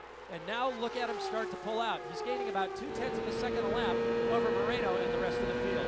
Remember last year's Michigan 500 where Max Pappas, going to the final laps, had the race in control? The fuel is not going to be an issue here today. Plus 1 to Moreno. 4 to go. Well, maybe Max finally gets that elusive first win. And he picked up another 0.2 of a second on that lap. Looking at speeds at the line. And the intervals, we'll see Max still with the fastest lap. He's running pretty clear right now once he got past that traffic. Moreno second. 4 to go, Max. Great job. And Gilles de Ferran third quickest. Another 0.2 of a second on that lap. He might think, well, geez, why doesn't he just drive as hard as he needs to stay in front of Moreno? But he is so pumped, he's so into the rhythm that slowing down would probably be a huge mistake. He's just got to stay focused and keep this momentum all the way to the checkered flag. 4th time in his career that he's led a race. He's leading it at the right point. And right now he's got slower 3 to go, traffic ahead of him. 1.3. And he wants to make sure that he's got some margin here so that if he does get bottled up in traffic, and it looks like right now he doesn't want to give Moreno the chance to do what he did to Paul Tracy. Bit of traffic ahead. That's Roberto Fontana in front of him. So he wants to make sure he gets off turn 4 clean. He'll try to pass him on the way into 2, and if he can't get it done there, back down 2 to go, 3. Max. But he doesn't want to get bottled up here. Moreno in second. 1.2 behind as they came across the line. You heard Bobby Rahal giving Max the interval. And Moreno pushing very, very hard. He's now pulled out almost 3 seconds over Tracy and Vasser on his pursuit of Max. Rahal did not give Max the interval as they came across that line. Last lap, Max. Moreno is right there. They go to the last lap. He's got to keep this car in clean air down inside Fontana, which he's doing. Roberto Moreno in second place. Max Pappas is the leader, looking for his first win. Moreno is looking for a way to spoil it and pick up his first win. A rookie ahead of both of them. Little bit of tiptoeing here. You want to make sure there are no mistakes coming to the line. And Max Pappas has done it! Oh, baby! Guys, we made it. We made it.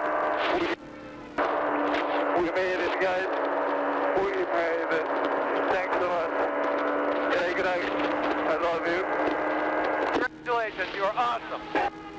Personal best, Max. Personal best. Pappas wins, followed by Moreno, then Paul Tracy, Jimmy Vasser, and Patrick Carpentier. Jan. Well, obviously, it's a bit wild down here. We've got a victory circle celebration with Bobby Rahal. Bobby, this has been a long time coming. Congratulations. Yeah, I'm just proud of everybody, and Max did a hell of a job. We were fighting a loose car, and And we made some changes there on the stops, and he just did. He had to run hard when he did a great job. I'm just so pleased for Max after Michigan last year. You know, he really won that race, and you know, you kind of always wonder, but I'm thrilled for him, for his family who's here, for Miller. You guys did a good job. Many times you've won behind the wheel. How much different is it for you here in the timing stand? It sure seems a lot harder to win this way, I'll tell you. I hate it. I mean, you're sitting there and you're a mess. But I'm pleased for Ford, first time for that new engine, you know, the first race, and they win it. And I feel bad for Kenny. He was flying. But boy, I'm just really happy for Max. Again, congratulations. Thank you.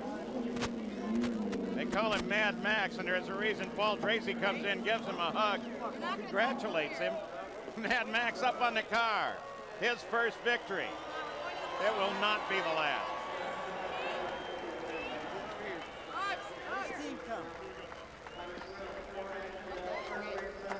So a win for Max Pappas. Roberto Moreno unofficially in second, Paul Tracy third, Jimmy Vasser, then Patrick Carpentier, pole sitter Jill DeFerrin is sixth, then Christian Fittipaldi, Shinji Nakano, Alex Tagliani, and Tony Kanaan. Gary? Oh my, the emotions down here. The team is slowly catching up. We'll head through around the elevator and up onto the podium with him. And this is something that a lot of people have waited for so long. The emotion from Max Pappas finally breaking through, finally getting that first Champ Car victory. And now he steps up onto the podium. Ina Brolin from Marlboro is there to congratulate him. The pump fist. Look at this man celebrate this moment. Oh, Max, come and talk to me. I know that you've waited so very, very long, and I know that it just got to be something so very special. Now, let me take you back to about 12 laps to go in traffic. Was it hard to be patient, to wait for the opportunity to grab the lead? I knew that we had a fantastic car in the Miller car, and just waited to the right opportunity, and I was there. Today's the happiest day. Red gloves rules over here. Now, a lot of the Cosworths were having problems today. It was an O-ring around the oil pump. You lost your teammate, Kenny Breck. A couple of the other Cosworths fell out. Were you aware of that? I didn't know. I just went for it. I was very concentrated, and I have to thank Ford. They've done a fantastic job for us. You know, first win for the XF new engine. Good job, guys. Now, Max, I've got to ask you, last year at the end of the season, you lost a great friend in Greg Moore, who was the defending winner of this race. What does it mean to know that he's probably smiling down right now and enjoying this moment with you? I just say, Rick. And Rick, of course, is the father of Greg Moore. I don't think we can say anything more. He celebrates the moment here, the elation, and what a party is about to take place. We've waited so long, and now he can let it all go. We've got a new season underway, and we've got a brand new winner to start it. We had 10 new winners last year in 20 races. What will we have this year? We said that we thought it was going to be fairly unpredictable, and it looks like it's going to be that way. There's the unofficial results. The margin of victory, 3/10 over Roberto Moreno. Max Pappas, Roberto Moreno climbs up to congratulate him. Jan Beekes? We're going to try and weave our way through all that. That was one heck of a celebration, Roberto, and this equals your best finish. But what a way to start the 2000 season. Fantastic. Thank you very much, Patrick, to put so much effort behind me and believed on me. And thanks to the Vision team. The guys did a fantastic job. We passed 3 cars, almost 4 in the pit stop. Thank you ever so much. And the Vision car ran perfect the whole day. And I'm just over the moon. Now at the end, it seemed like when Paul Tracy got a little bit high, that was your advantage. It was just a better run coming off of 4. Well, you've got to take advantage in those situations. You know, there's a back marker, gets on your way, you lose your downforce. You've got to be at the right place on the right time. So I was there, so I got a shot at him, and it was a good second place. You've done this before with a part-time ride. Now you've got a full-time ride. What are your chances at the championship? Well, we're going to chase the championship for sure with this crew and this team that I have. The Ford power is so powerful. We're really, really pleased to be here, and I know we're going to have a shot at the championship. All right, nice run. Thanks. Thank you. Gary? Well, Paul Tracy is here, and Alex Zanardi, a former champion in the series on 2 occasions, who's here visiting, offers his congratulations. And Paul, what a weekend this has been. Just to be on the podium has got to be a marvelous, marvelous accomplishment for your crew. But how disappointed are you that you were there with a chance to win this thing? Well, we had the chance, but you know, really, we got a 3rd with about a 10th place car today. We didn't have a great car. but I knew my guys, they got me to the front on the pit stops. My in-laps, out-laps were really strong. That really bumped us up. You know, I just got to thank my guys. They're the guys on Team Code Green that did the job. They made the car a lot better for me today. And, you know, it's great to get points in the first race.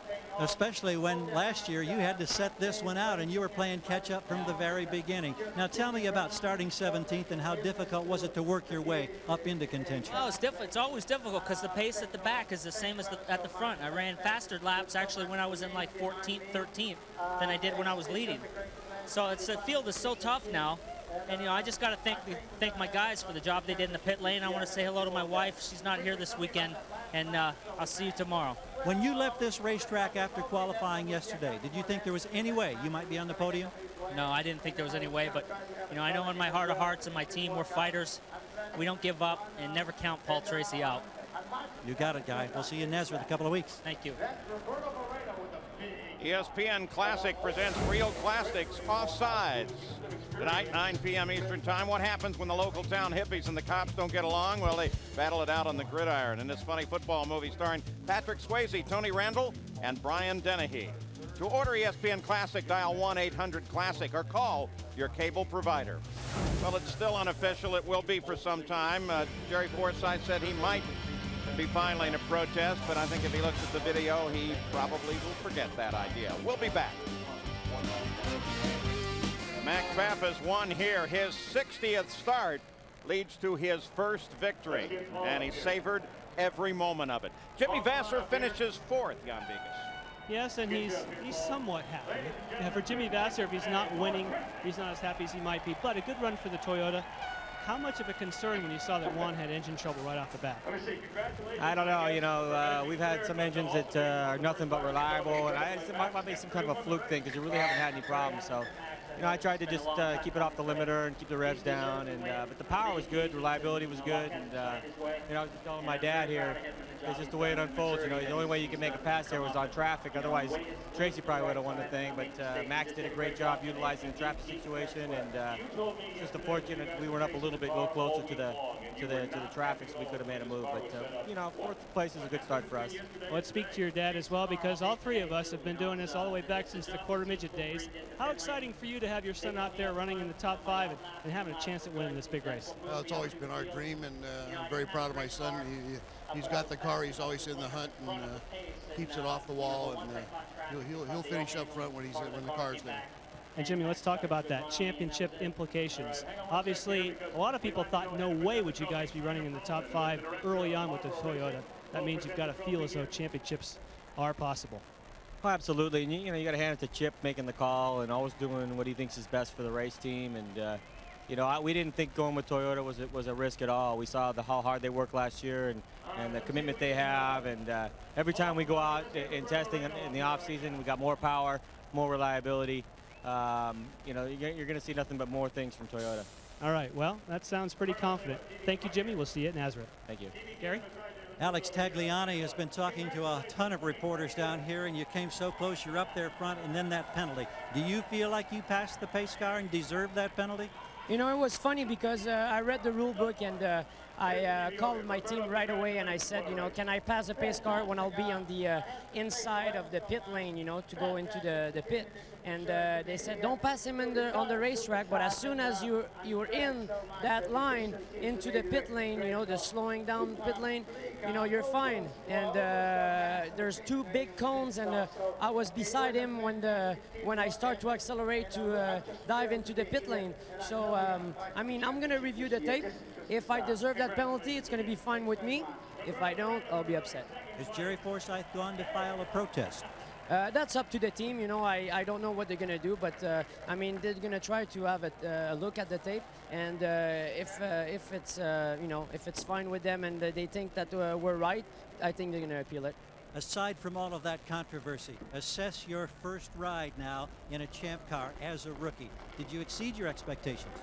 I mean, I don't think so, because, you know, the Players Side team just gave me a very good car for the race.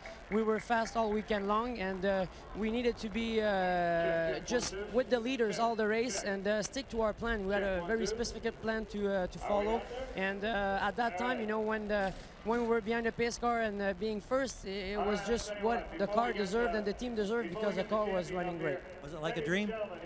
Yeah, but we're gonna have other dreams. You gotta love it. Nice job, Rook. Thank you. Alex Tagliani, Parker, let's look at it again. Well, here's Alex, and I think he just misunderstood what they said. The blend line cones are here. He thought it's when you first come into the pit lane. Here's the pace car. You've got to maintain pace with the pace car until these cones. He thought it was on the pit road, not where the pit speed limit starts. Watch Paul Tracy here. He's in the right place in relationship to the pace car. He, with the rest of the leaders, helped push the race average to 164.788 miles an hour. That's a new race record. Go back down to the pits. Well, we talked to Dario Franchitti at the start of the race, and I know that you were hoping you'd find some more speed. You found a little, and you got a championship point or two. That's got to be somewhat helpful. Somewhat helpful, yeah. It was a long afternoon. The car wasn't too bad. On its own, it was actually pretty good, but when I got into traffic, it was a pretty big handful, and that's where the leaders caught me, I think, and managed to get a lap on me. But, you know, this was kind of like a test for us in a way, me getting mileage in the car, getting comfortable with the car again. We hadn't really done any long runs, getting used to the balance and stuff, so I think the guys at Team Co Green did a good job with the stops and stuff, and if we had a better car, I'm sure we'd be further up the front, but well, we're looking ready for Nazareth now. Now, Paul had the opportunity to lead, so they made some changes on his car, and his really came right. Can you compare all the data, and will that help you somewhat at Nazareth, or is it totally different? The setups are pretty different. I mean, I was expecting Paul to go loose, to be honest with what he had. I just thought he drove a fantastic race. When I saw him at the front, I couldn't believe it, because I knew he was having difficulty, you know, and I think we know at Nazareth we're reasonably good. Paul was very quick there. That was my first test back after the accident. I, wasn't too shabby either, so we're looking a bit better for that. You know, we've done as much testing as anybody there. Well, the most important thing, you're healed up from your accident and you're back. And thanks, we'll see you at Nazareth. See you there, thanks. Back in 2 weeks at Nazareth. Toyota presents the Grand Prix of Miami. Has been brought to you today by Toyota. On the edge every day. And by FedEx, proud sponsor of the FedEx Championship Series. We're back in Miami. The race has been run. Max Pappas is the winner, the first win of his career. Picks up 20 points. And they start the playing of the anthems on the podium. Jill DePerrin started on the pole, led for a while. Gary Gerald? Yes, Paul, we stand alongside Jill, and the anthem's in the background, congratulating Max Pappas, who gets the victory. Jill, tell us about the ride today and how things started out kind of on the dark side, then got better. Yeah, I mean, we started a little bit conservative, and the car was a little bit twitchy on the first set of tires. But then, after the first pit stop to the helmets, Marlboro Team Penske did a great job here in the pits, put me out first, made a couple of adjustments in the car. From there on, the car was a rocket, really. I mean, it was really easy to drive, very well balanced, and, so I was leading the race quite comfortable, and, I was quite relaxed in the car. And he was unfortunate about that yellow. We made our second stop, everything ran smooth. I came out yellow, and then you go. Was it just one lap away from being a difference where you could have taken advantage of the yellow? One lap away, and I mean, it was a very unlucky break for us, But if you look on the positive side, I think we run strong all weekend. We came away from here with some points. Obviously, you hate not to come up with the ultimate prize when you think you had a chance, but I think it all bodes well for the future, Gary. The professor will be holding class in 2 weeks on the short oval at Nazareth. Wish you well. Stop that. He absolutely hates that name. Every time we've introduced him this week, he's, oh no, please don't do that. Let's go to Jan. Well, Patrick Carpentier had a pretty good run today, but right from the grid before he got started, ran into trouble. What was the situation there?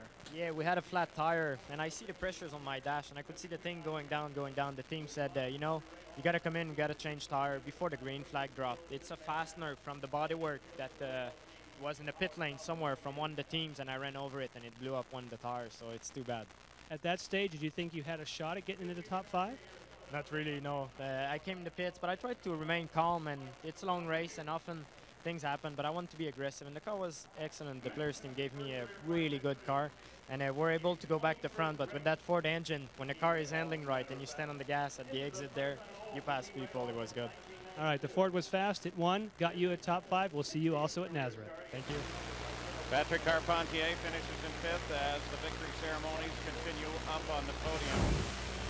You're making this endurance test of motorsports today at 7. You can switch over to ESPN2 and pick up the NASCAR Craftsman Truck Series.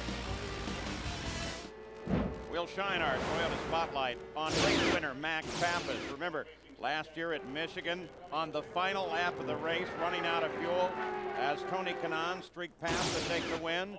Then today, Max overhauled Paul Tracy, picked up the lead of the race, and eventually the win. With tears in his eyes, he celebrated the victory.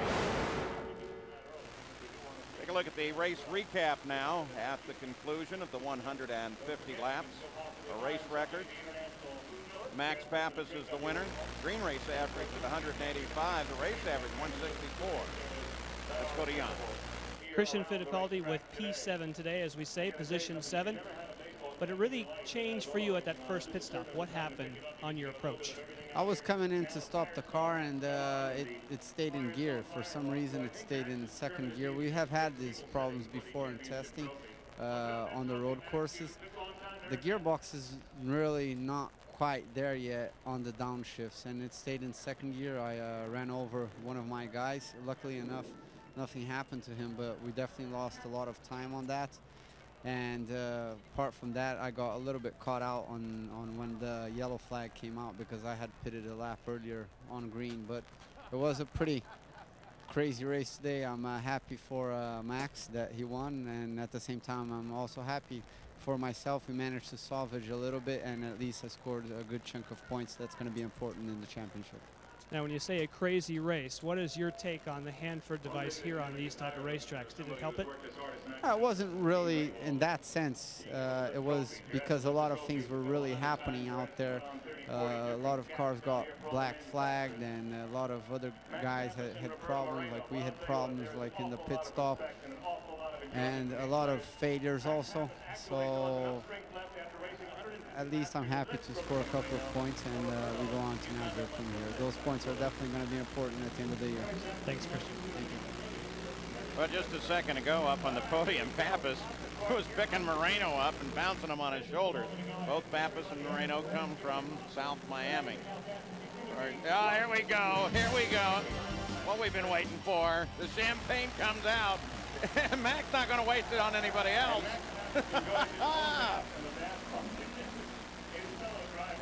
So he tastes the sweet fruits of victory for the first time in his Champ Car career. Let's take a look at what you can expect this year. In 2 weeks, with the race coverage on ABC Sports, we'll be in Nazareth, Pennsylvania, and of course, all of the coverage will come on ESPN, ESPN2, or of course on ABC. It's a great schedule that of course ends up the final race of the season at California Speedway in Fontana, California. Last year, the championship went down to the last laps, ended in a tie, wins deciding the victory. Who knows what this year holds in store? Exceptionally successful. Max Pappas, there he was. That's what we wanted to show you. More Roberto. We'll be back with more in Miami.